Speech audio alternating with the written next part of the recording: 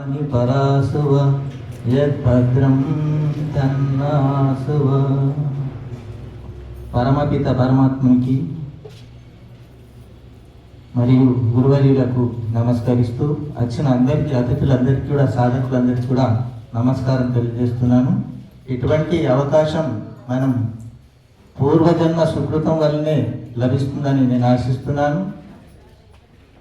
84 లక్షల జీవులలో ఒక్క మనిషి మాత్రమే ఏది మంచి ఏది చెడు తెలుసుకోగలిగి జీవించే శక్తి కలిగిన వాడు. ఇతర ఏ జీవులు కూడా మంచి చెడులు తెలుసుకోలేవు. మనిషి అనే దానికి అర్థం మననాత్ మనిషి, ఏది మంచి ఏది చెడు అని తెలుసుకోగలిగిన వాడే మనిషి. అది కాకుండా పాశ్చాత్యులు మని వెంబట, షీ వెంబట ఎక్కువ ప్రాధాన్యత ఇచ్చు అసలు విషయాన్ని వాళ్ళు మర్చిపోతున్నారు.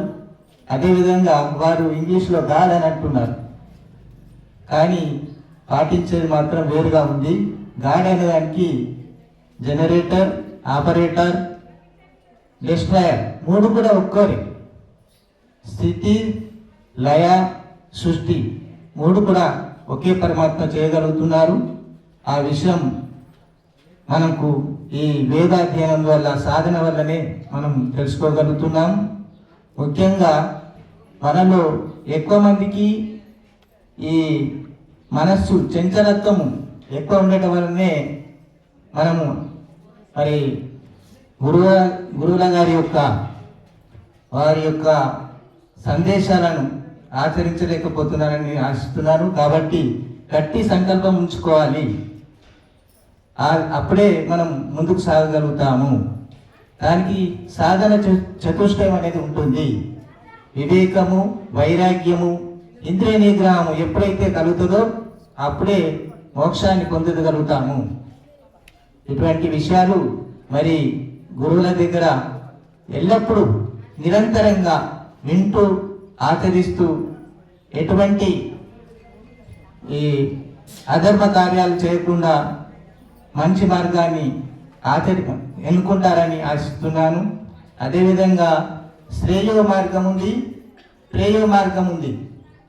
మరి ప్రేయో మార్గం అంటే ఇప్పుడున్నటువంటి మార్గము, మనం కావాల్సింది శ్రేయో మార్గం. ఎటువంటి లోకేషణ, విత్తేషణ ఇటువంటివి కాకుండా మన జన్మ పరమాత్మను ఎందుకు ఇచ్చాడు అన్న లక్ష్యం ఏమిటి అని తెలుసుకుని ముందుకు సాగుతారని ఆశిస్తూ, పరమాత్మలు అందరికీ కూడా అటువంటి శక్తినివ్వాలని కోరుకుంటూ, నాకు ఈ అవకాశం ఇచ్చిన అందరికీ కూడా ధన్యవాదాలు తెలియజేసుకుంటున్నాను. ఓం శాంతి. రాజిరెడ్డి గారు ఉన్నారు. 18 రోజులు ఈ యొక్క యజ్ఞ కార్యక్రమంలో చిన్న గంగుబాయి గారు ఎవరైతే ప్రతిరోజు ఇక్కడ యజ్ఞ కార్యక్రమంలో పాల్గొన్న వ్యక్తులు ఎవరైతే ఉన్నారో, యజమానులు, దయచేసి మీరు ఏమైనా 1-2 అభిప్రాయాలు మీ నోటి నుంచి చెప్తే మేము కూడా విని సంతోషిస్తాం. ఎవరు చెప్తారు? భాజన్న గారు మాట్లాడతారా? రండి.